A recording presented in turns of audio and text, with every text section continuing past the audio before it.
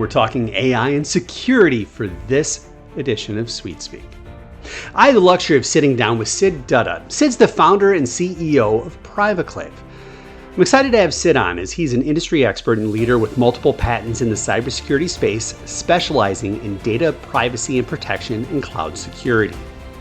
With extensive experience running large data protection and privacy programs across large corporations, Sid founded Privaclave and built an automated and intelligent solution to solve the various challenges enterprises face in securing their most sensitive assets, data.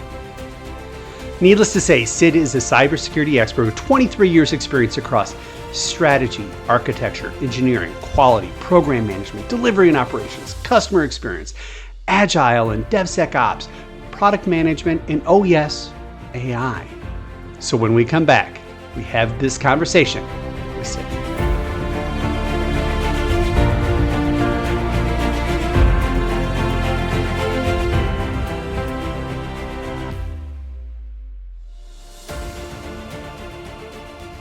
Thank you so much, Jerry. It's a pleasure to be here, and it's great to see you and connect with you. After a while.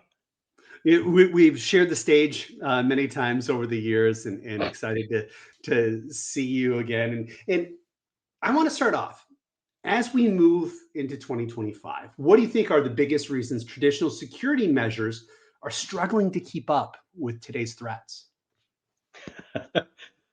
Well, I think before we even talk about today's threats, I think there's a lot to talk about traditional measures struggling to keep up with yesterday's threats, right? So, as kind of you've seen so many of the data breaches happening, and for the reasons that have been discovered, it's pretty concerning. I think in a lot of cases, enterprises have evolved and matured, and security teams are doing a tremendous job in combating cyber attacks. But in a majority of cases, we have a lot of ineffective measures, if you will, that are still in practice and predominantly based on some perceptions and beliefs, that have not been, true, and lack of awareness or constraints, with cybersecurity budget, resources, technologies, and tools, and the decisions, that are based on these factors, that lead most of the enterprises to resort to implementing controls that are more to be compliant or checking the box, from an audit perspective. Business teams are continuously innovating to enhance their services and processes and drive more productivity and throughput, and that is leading to more consumption and processing of data to derive critical insights to drive more favorable business outcomes. But in the process, the traditional security guardrails can't keep up with the data explosion, rapid cloud migration, and the usage of third-party services. And particularly with the advent of generative AI, rapid development and integration of large language models into the business operations, and particularly client-facing applications have practically outpaced the establishment of robust governance and security measures. So this accelerated adoption, obviously has left many enterprises and their applications vulnerable, to significant risks. Now, the key point here is while enterprises are adopting AI, the hackers are also now equipped with AI as well, and weaponizing them to generate even more advanced attacks with enhanced scale and sophistication. AI can be both an asset and, let's be honest, potentially a vulnerability for enterprises. So how can companies balance leveraging AI for their business processes and services, if you will, without exposing themselves to AI-driven threats and risks? Yeah, I think there's no stopping to AI adoption in industry, right? And so we need to get over that to AI or not to AI, part. Right? That's pretty much set. Now, based on that premise, enterprises ideally need to have a very strategic approach towards AI adoption with a very comprehensive risk management framework in place. A good, threat modeling that enables them to anticipate, better how AI can be used maliciously, both internally and externally. And traditional ineffective security controls will just not make the cut, because the scale and sophistication of AI-powered cyber attacks are just going to be tenfold than what it is today. An average enterprise, gets attacked 200 times a day, and with AI-powered, tools in the arsenal of attackers, that just going to be like 10 times. Now, besides taking a robust and proactive security and governance process, education and awareness, and the guardrails to use AI responsibly, I think from my perspective, as we are in the data security world, data needs to be protected at the data level, right? Not around the perimeter. So I like John Kinderberg's some of the statements within the zero trust, architecture. Who's is the creator of zero trust, that he talks about this inside-out approach of securing the protect surfaces rather than scrambling across the innumerable attack surfaces in the age of AI. And then the cybersecurity framework needs to integrate AI security measures, proactively. And the key point is it's not really a one-time thing, right? I mean, you just don't implement a program and then put some guardrails around it and you forget about it. It has to be a very continuous and intelligent process. So cybersecurity needs a major paradigm shift, because at the end of the day, you can't bring a knife to a gunfight, right? So defending your company against AI-powered attacks will also require AI-powered tools. I'm going to put you on the spot here. Let's talk responsible AI. How do you define that in the context of data security? And then also, what guidelines or principles do you believe organizations should follow to implement AI responsibly? Yeah, I think we've had a lot of companies, come up with their responsible AI framework and different principles. But in general, there's a commonality, on the framework regarding essentially setting some ethical standards that promotes safety, fairness, accountability, transparency, and all. So this model encapsulates principles and practices for ensuring AI systems are used responsibly across all stages of their life cycle. Now, as far as the context of data security is concerned, the privacy and security principle of responsible AI focuses on ensuring that the collection, use, and handling of data in AI systems protects individuals' privacy and safeguard data against unauthorized access or breaches.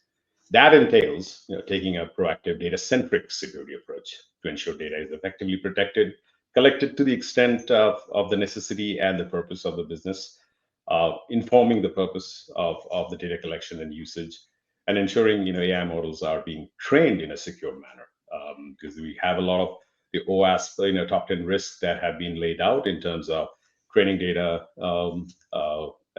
poisoning, sensitive information disclosure, and then of course they need to be trained so that it doesn't impact the privacy of individuals and prevent any sensitive data not only just going into these LLM models, but even handling the output that comes out of this large language models. And there's very interesting aspect of when we talk about data protection by design, right? Which essentially came up with the GDPR, the privacy regulations were into effect, and that applies to AI models as well, right? Because as we are developing applications that are integrating AI or creating new models, you will have to ensure that they are built with data protection by design in mind. But I think we are at the phase of adoption of AI that has already outpaced the implementation of the responsible AI frameworks. In a lot of cases, it's less about data protection by design, but it's more about data protection by redesign, which obviously seldom comes to fruition. And enterprises obviously need to adopt solutions that does allow the use of AI securely in an automated and a non-invasive manner, because you will need to empower the business to use AI efficiently and responsibly without getting in the way or putting in effective guardrails, because they will get around those guardrails if those impede their abilities to exploit the full potential of AI to enhance their business processes and services. Let's pull that thread about privacy and security regulations a little bit more. They're evolving rapidly worldwide. So how can AI help organizations ensure compliance while also managing the challenges of data localization and privacy laws? Well, potential is unlimited. I mean, I get very excited when I think about the opportunities that lie in front of us. besides what we have already, have in place within most enterprises, where AI-powered, advanced threat detection capabilities to detect any sort of anomalous or suspicious activities around threat intel. AI can be a powerful tool, for organizations to navigate the complexities, of the compliance with data localization and privacy laws.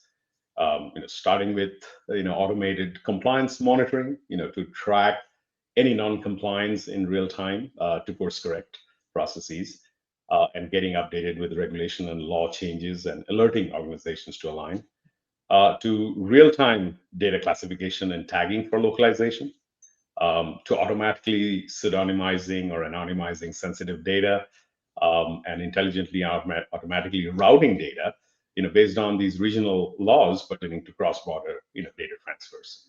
And even then getting to even generating, compliance reports automatically and provide proof of compliance when audited. So I think the opportunities are innumerable. As AI is increasingly weaponized, let's say, to enhance persistent threats, what do you think are the key vulnerabilities organizations need to be aware of, and how should they respond? Wow, I think it's going to get worse. Right? No, So no.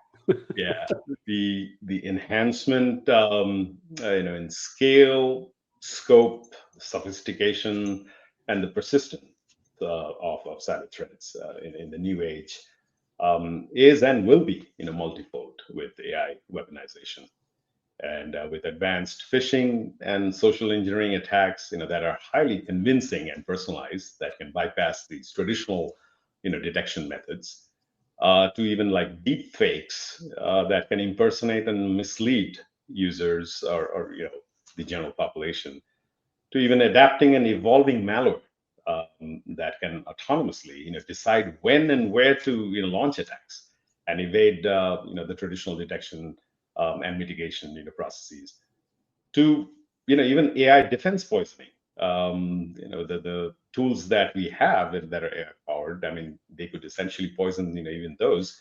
And then you can even do an AI augmented insider threats, where insiders equipped with the knowledge of an organization's systems, can use AI tools to exfiltrate data or damage, critical infrastructure more effectively.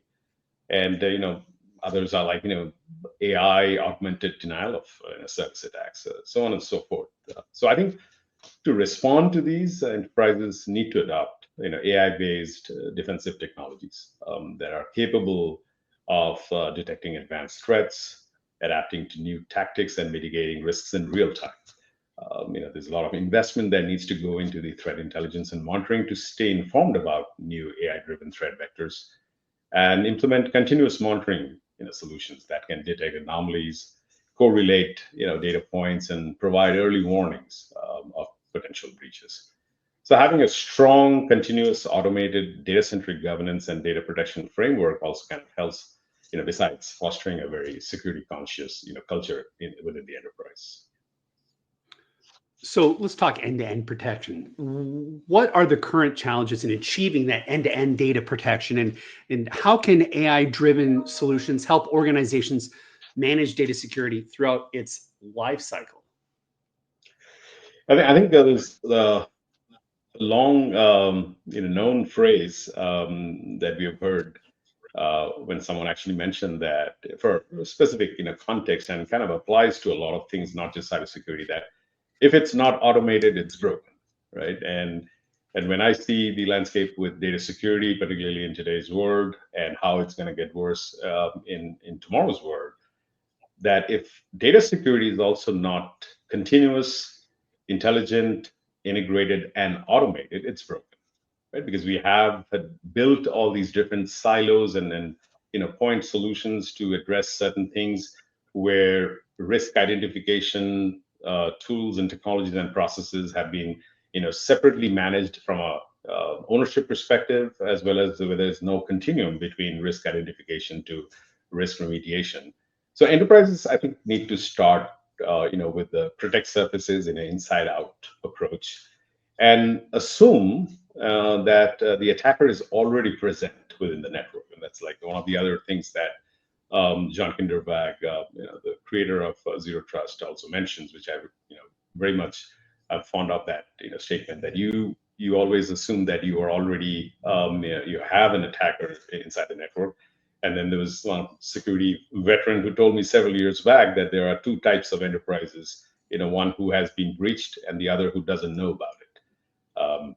So I think cybersecurity and particularly data security needs a major paradigm shift to simplify and transform by adopting a continuous and runtime and intelligent, sensitive data discovery and classification, an immediate elevation and automatic elevation of the data security posture from identifying that risk to remediating that risk. And when you are protecting data, it needs to be persistently protected. It needs to be data centric, while at rest or in transit or even in use. And that should not be considered as three different ways of doing it. Because I hear a lot of people say, hey, we have our data encrypted at rest in our database, and we have TLS, which is protecting the data in transit. In use, we are kind of still struggling with that. At the end of the day, the data needs to be persistently protected. So while it's at rest, while it's moving, or even in use, it stays protected. And all of these needs to be non-invasive and automated. So you can't really have any sort of impact to the applications. So it needs to be zero application touch and totally abstracted from the tech stack, because that's the biggest barrier that I've found in the last 10 years of my career, where enterprises struggle, that when implementing the right level of security and data security in general has been very invasive, complex, time consuming, and expensive. And that's where they can't afford to spend 6 months and hundreds of thousands of dollars to spend on this, and hence the resort to more compliance and basic ineffective controls that doesn't really meet the bar in terms of protecting data and preventing data breaches. So with AI transforming the industry, what ways does AI offer unique advantages for data security that traditional security approaches just can't match? And two-parter here for you. What advice would you give to businesses about integrating advanced data protection technologies without overwhelming their existing tech teams? That's a hard ask.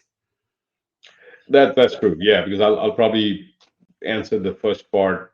Sorry, the latter part first, and then we'll talk about some of the advantages. So I think, as I was talking in the last section, where we want a world where data security kind of becomes table stakes, and it's just there, right? And you have to ensure that the adoption of these data security tools and technologies are non-invasive, are not impacting the business developers or the business application teams.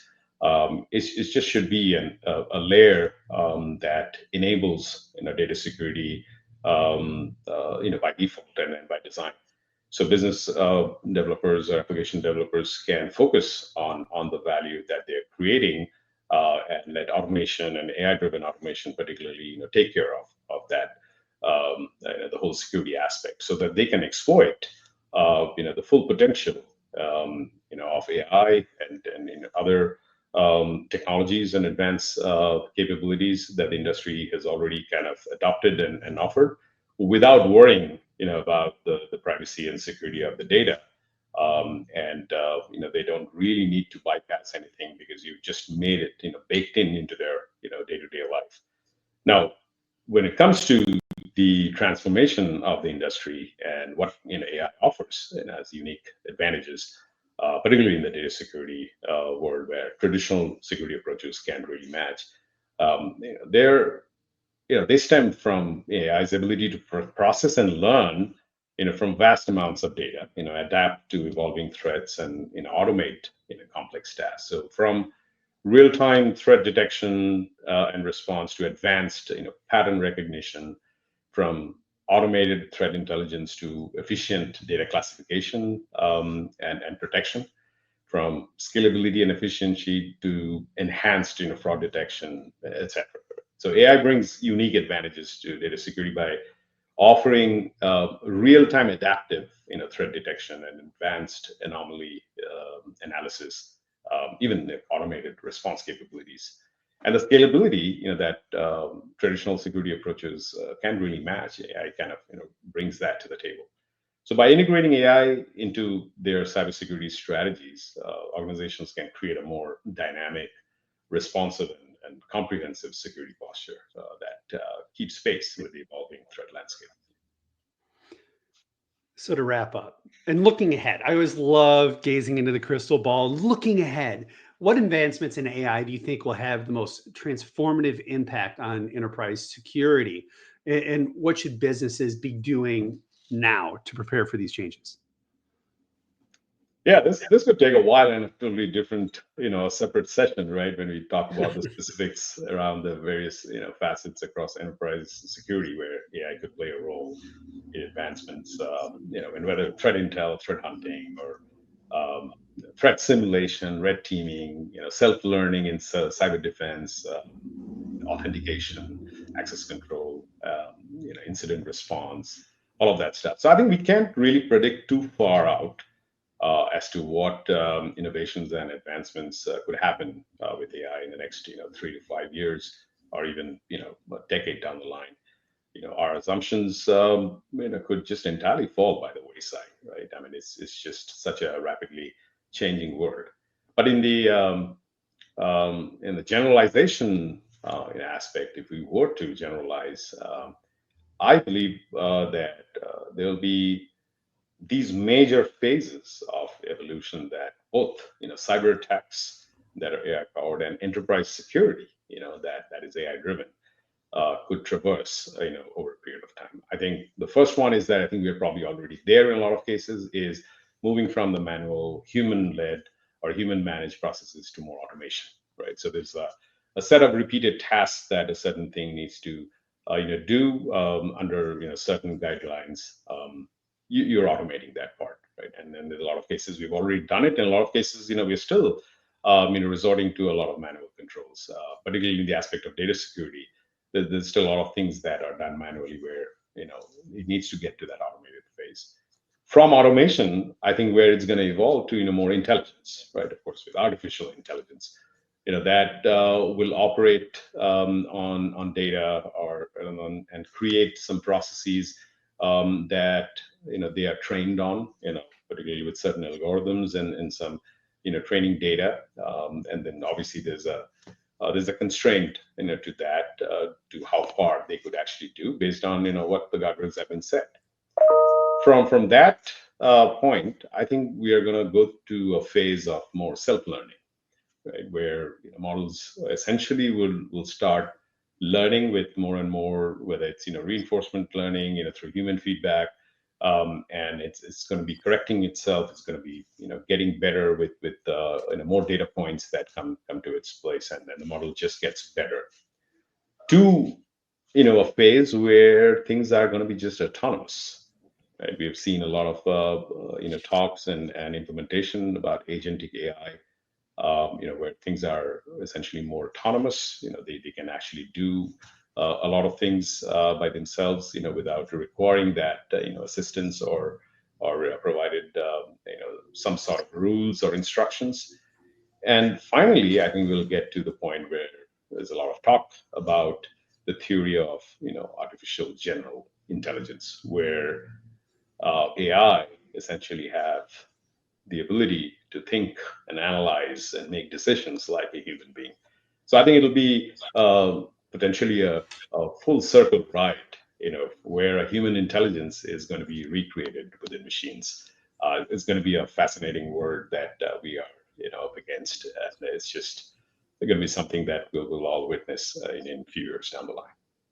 And hopefully it's all in the power of good, right? All of the power of good. As we wrap up here, I'd be remiss if I didn't ask. Talk to me, what does Privaclave have going on right now? Yeah, no, well, yeah, we're very excited, after we launched, Privaclave. So essentially, it's a data security and privacy platform, and of course, AI powered to simplify and transform data security. So basically, we have kind of gotten a few of those principles together and address some of those challenges. There's basically, if you were to sum it up, the foundational tenets of Privaclave has been to pivot, from this targeted static, scanning of data stores to identify data, which essentially the inventory gets outdated pretty soon. And I've kind of lived that life, over the last few years as well, to a more continuous and runtime sensitive data discovery and classification. The other aspect, what it is also addressing, is that this gap between as risks are identified and an ocean of metadata that gets dumped into someone's dashboard to analyze and assess where the risks are, and then prioritize them, and then figure out what security controls that need to be put in place, and then taking years to implement those security controls. So that wide window of exposure that exists today, Privaclave has kind of made that, as an immediate elevation point, right? So as you discover risks, you remediate it. Now, when it comes to data protection, whether it's tokenization, encryption, pseudonymization, anonymization, masking, regardless of what term you call it, that persistent data protection, we have kind of made that non-invasive and automated, because that's one of the major challenges that I lived through, and a lot of the industry peers can resonate with that. And it's totally abstracted, from the application stack or the data pipelines. So it's zero application touch, transparent, automated, data-centric protection, all powered through AI. Fantastic. Well, best of luck to you, Sid. Thank you so much for sharing your knowledge with us here today on SweetSpeak. Thank you so much for listening to this episode of SweetSpeak. If you'd like to listen to past episodes of SweetSpeak or our partner podcast, C-Level Up, you can go to jamesdewayne.com. That's DWAYNE.com. Thanks for listening.